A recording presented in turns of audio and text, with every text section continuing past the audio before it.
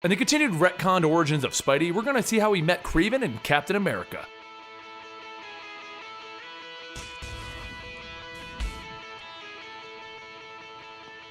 Welcome to the Complete Story Series, where I take trade paperbacks and single issues and I break them down into digestible bites to help you understand. Then I read it dramatically back to you. All alterations to the panels, text, and images are to prevent copyright problems, and all art is owned by its respective companies. Eventually, I'm going to be retconning that intro because I need to redo the intro about every year according to the rules of comic book logic. As usual, these are single issues retelling the new stories of how Spidey got his start. Since they are still short stories, we're going to be doing 2 at once, so here's issues 9 and 10. For Peter Parker, he has the awesome job of being Spider-Man, except for the part where it doesn't really pay, which is why he has to sell his pictures to the Bugle for some money, which there is very little of. However, one day while getting some film developed in a lab, Peter finds an old roll lying around. The lab worker looks at it, telling him that even the company who has made this roll is out of business. He'll develop it anyway though, maybe they'll have something else that they can sell to Jonah Jameson. Peter begins to leave for the day, wondering what he could possibly get Aunt May for her birthday. But after leaving, a mysterious man appears before Jonah, asking who took this picture of Spider-Man. Jonah asks, "Who are you supposed to be?" The man tells him, "Sergei Kravenov."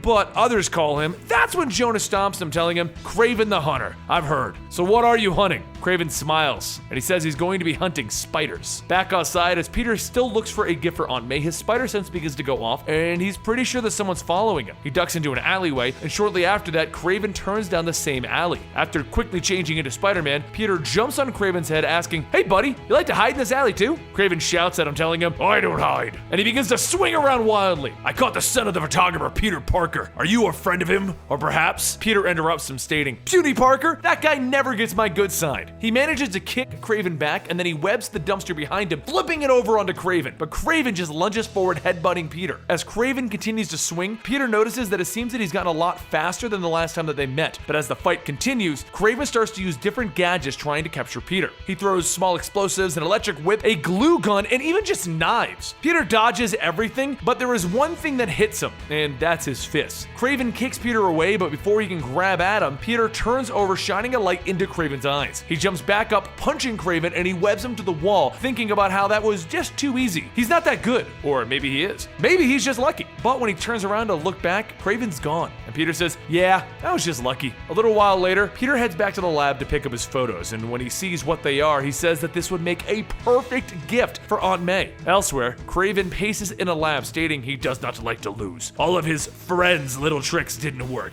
Nothing kills better than a pair of hands. The man then turns, showing that he's talking to Doc Ock. "Looks like you're in luck then, huh?" Once Peter gets back home, Peter wishes Aunt May a happy birthday, and as she goes to unwrap her gift, she tells him that he didn't have to get her anything. As she continues to unwrap it, Peter asks if she remembers the first night that he stayed with her and Uncle Ben. And she says it was the night that they all camped out and slept in the living room and used Ben's camera for, but she stops and looks at the photo of the 3 of them in Peter's pillow fort. And she tells him, this is a perfect present. Moving on to the next story. Being a hero is glamorous, right? People love you, except when they don't, because the newspaper tells everyone that you're not really a hero. Even after stomping a mugger in the street, the victim takes his stuff back from Peter, stating that he'll call the cops on him, on Spider-Man. Maybe Spider-Man should have a PR person, or maybe just shout from the rooftop that his name is Spider-Man and he's here to help. But a voice asks, is that so? Because that's what it says on the back of the shield. And Captain America grabs Peter by the shoulder. Cap tells him, I've heard of you. Well, this is my neighborhood and I was just down on a patrol. You want to join me? And Peter Parker tells him,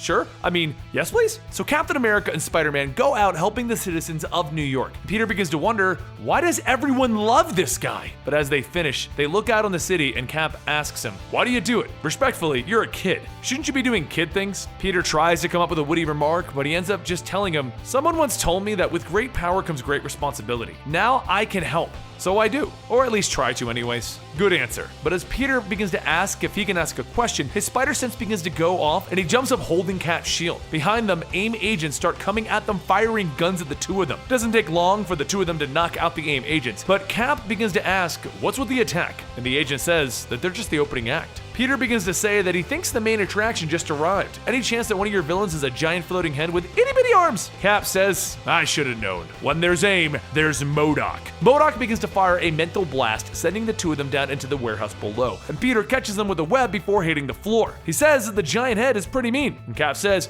mean and brilliant. But he's nothing with a little game of catch. Cap and Peter begin to jump into combat, kicking and taking out the agents. And once they're done, Cap charges with his shield straight at MODOK. And when he looks back, he sees that all all of the agents are already tied up, and he tells Spider-Man, not bad. Once S.H.I.E.L.D. comes by to pick up MODOK and the rest of AIM, Cap begins to ask, what was it you were gonna ask me? Peter tells him, I was gonna ask, why do people love you so much? But after today, I can see why. Reputation comes and goes. Sometimes you're a good guy, sometimes you're a bad guy. But all that matters is what you do next. Peter heads out thinking, he's right. He is Captain America. He's always right. And once he leaves, Agent Coulson asks, how did he do?